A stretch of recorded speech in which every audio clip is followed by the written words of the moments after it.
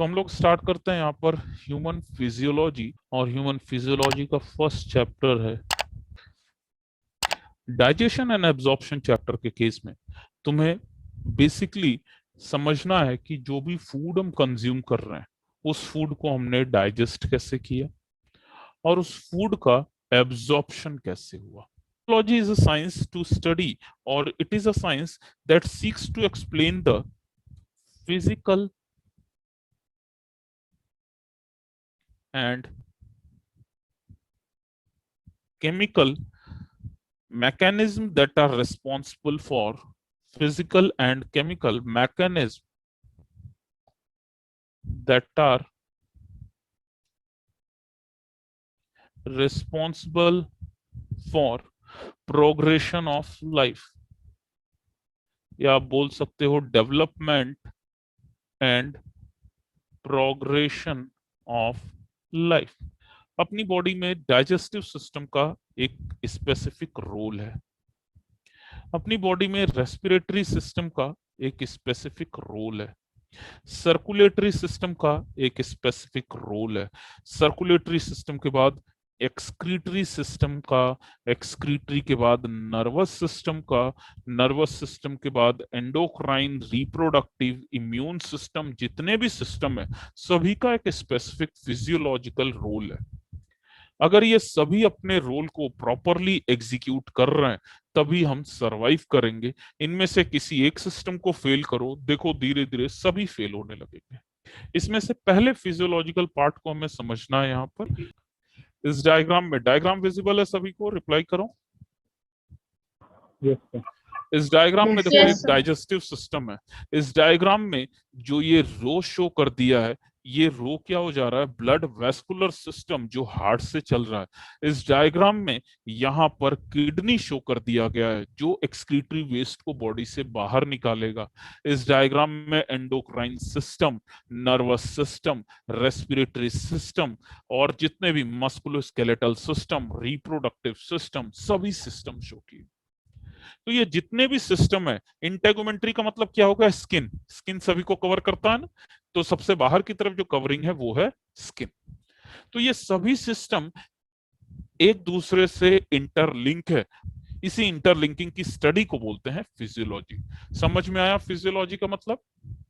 Yes, sir. Yes चलो, तो अभी मेरे ख्याल से फिजियोलॉजी का डेफिनेशन नोट करने की जरूरत नहीं है। आप चाहो तो इस डायग्राम का एक स्क्रीनशॉट अपने पास रख लो, ठीक है? तो ये बेसिक के लिए आपके लिए अच्छा रहेगा कि बेसिक जब भी आप फिजियोलॉजी स्टार्ट करोगे तो इस डायग्राम से आपको फिजियोलॉजी का मतलब समझ में आ जाएगा।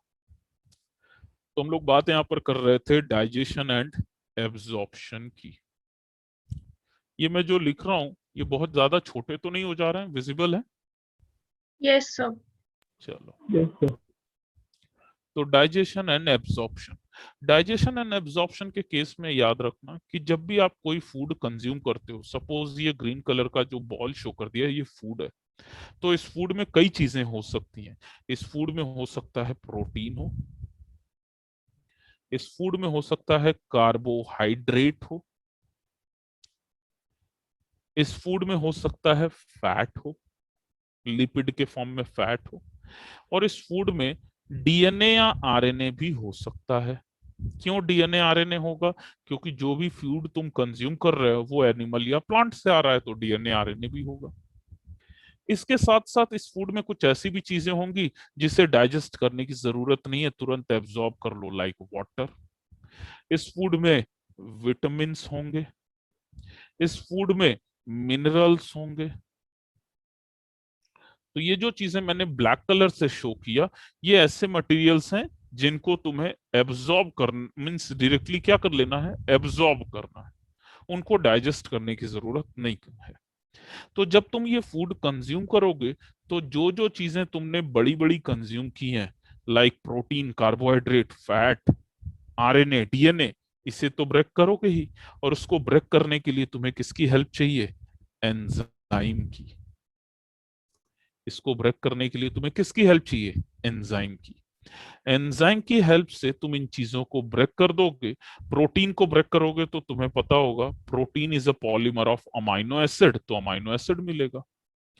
कार्बोहाइड्रेट को ब्रेक करोगे तो क्या मिल जाएगा? मोनोसेक्राइड मिल जाएंगे। कोई एक मोनोसेक्राइड का एग्जाम्पल बता दो मुझे। ग्लूकोज हो गया, फ्रक्टोज हो गया, ये सभी क्या है? मोनोसेक्राइड ही है।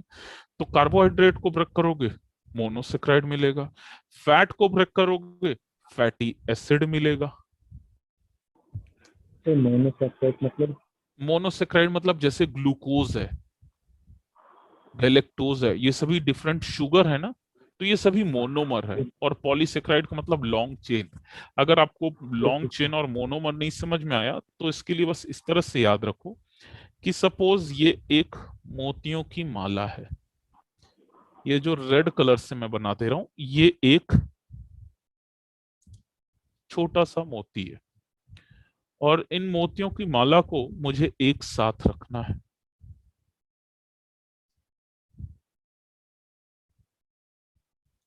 ये देखो, दो बीड लगा दे, ये 4 हो गए, 4 से 8 हो गए, 8 से 16 हो गया। चलो, सपोज ये एक लॉन्ग चेन है जो तुमने खाया, और जब तुम इसे खाओगे तो तुम इसको क्या करोगे? डाइजेस्ट करोगे। और जब तुम्हें इसको डाइजेस्ट करना होगा तो डाइजेशन का मतलब क्या है? तुम इनके बीच के बॉन्ड को ब्रेक कर दो, और जब बॉन्ड को ब्रेक कर दोगे तो ये सभी बीड अलग हो जाएंगे। ये जितने भी बीड दिख रहे हैं, ये सभी पॉलीमर से क्या बन चुके हैं? अब मोनोमर। समझ में आया मोनोमर पॉलीमर का मतलब? Yes sir. तो तुमने कंज्यूम किया प्रोटीन, खाने में क्या खाया? प्रोटीन। बट वो प्रोटीन जब बॉडी में गया तो बॉडी के अंदर उसने क्या बना दिया? Amino acid. क्यों अमाइनो एसिड बना दिया? क्योंकि बॉडी के अंदर ऐसे एंजाइम है जो प्रोटीन को छोटे छोटे पीसेस में ब्रेक कर दिए, और प्रोटीन जब छोटे छोटे पीसेस में ब्रेक हो गया तो वो अपने इंडिविजुअल छोटे मोनोमर्स के फॉर्म में, या आप ऐसे बोल सकते हो अमाइनो एसिड के फॉर्म में, टूट करके अलग हो गया। यही चीज मैं आपको बता रहा हूं। तो तुमने प्रोटीन खाया, वो अपने इंडिविजुअल पार्ट में टूट गया। कार्बोहाइड्रेट खाया, वो छोटे छोटे हिस्सों में टूट गया। फैट खाया, वो भी टूट गया। डीएनए आरएनए खाया, वो भी अपने मोनोमरिक फॉर्म में ब्रेक हो गए। डीएनए आरएनए अगर ब्रेक होते हैं तो वहां पर वो बना देंगे nitrogenous base. Nitrogenous base, sugar, phosphate etcetera. तो ये कई चीजें हैं जो बनेंगी, सिर्फ इतनी ही नहीं, बहुत सी चीजें हैं जो बनेंगी। अगर मैं बात करूं वाटर की, मिनरल्स की, तो इनके केस में याद रखना इनको डाइजेस्ट करने की जरूरत नहीं है, ये पहले ही इतने छोटे होते हैं कि एब्जॉर्ब हो जाएंगे। डाइजेशन दो पार्ट में होता है। तो दो पार्ट में डाइजेशन का मतलब क्या है? डाइजेशन दो पार्ट में होने का मतलब है कि यहाँ पर एंजाइम तो यूज होते ही हैं, बट एंजाइम के साथ साथ कुछ फिजिकल एक्टिविटी भी चाहिए।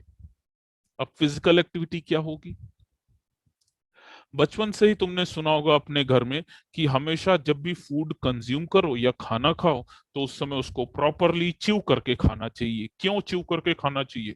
क्योंकि जब तुम अपने फूड का मैकेनिकल डाइजेशन करते हो तो इस मैकेनिकल डाइजेशन में तुम्हारे टीथ का इस्तेमाल होता है, टीथ का यूज होता है, और तुम्हारा फूड छोटे छोटे पार्ट्स में ब्रेक हो जाता है। टीथ का यूज करके तुम जब फूड को छोटे छोटे पार्ट में ब्रेक कर लोगे तो उसके बाद जब तुम एंजाइम को यूज करोगे, केमिकल डाइजेशन करोगे, तो वो अच्छा होगा। तो जब भी तुम्हारे फूड का डाइजेशन हो रहा हो तो डाइजेशन के टाइम टीथ का भी एक इंपॉर्टेंट रोल है, और केमिकल हाइड्रोलिसिस भी जरूरी है। ग्लूकॉन डी के बॉटल पर तुमने देखा होगा इंस्टेंट सोर्स ऑफ एनर्जी लिखा है, पढ़ा है कभी? Instant source of energy. तो वो instant yes. Source of energy क्यों लिखा रहता है? क्योंकि वो तुम्हें मोनोसेक्राइड दे रहा है। Glucon D it means polymer तो है नहीं, वो सिंपली है क्या? Monosaccharide, glucose. तो उसे, ग्लूकोज है। हाँ, तो उसे इन प्रोसेस को क्रॉस करने की जरूरत ही नहीं है, वो सीधा ही तुम्हारे बॉडी में अब्सॉर्ब हो जाएगा। तो जब थकान हो जाती है, धूप में अपन खेलते हैं, धूप में खेलने के बाद बहुत थक जाते हैं, तो हमें ग्लूकोज कंज्यूम कर लेना चाहिए, क्योंकि ग्लूकोज बहुत जल्दी बॉडी में चला जाएगा, और बॉडी में जाएगा तो बॉडी में एनर्जी वो प्रोवाइड कर देगा। ठीक है, तो डिपेंड करता है कंडीशन के अकॉर्डिंग। तो ये सभी चीजें किस पर डिपेंड कर रही हैं? एंजाइम्स पर। और एंजाइम करते क्या है? Chemical digestion. मैकेनिकल डाइजेशन के साथ केमिकल डाइजेशन भी जरूरी है। याद रखना, मैकेनिकल डाइजेशन सिर्फ हार्ड मटेरियल का किया जा सकता है। लिक्विड कंज्यूम करो तो, जूस में तुम्हें एक गिलास दूं पीने को, तो मैकेनिकल डाइजेशन तो कर ही नहीं सकते, दांतों से जूस को तो ब्रेक करेंगे नहीं। तो लिक्विड फूड का सिर्फ केमिकल डाइजेशन होता है, बट सॉलिड फूड का मैकेनिकल प्लस केमिकल दोनों होता है। यहां तक का पॉइंट समझ में आया सभी को? Yes, sir.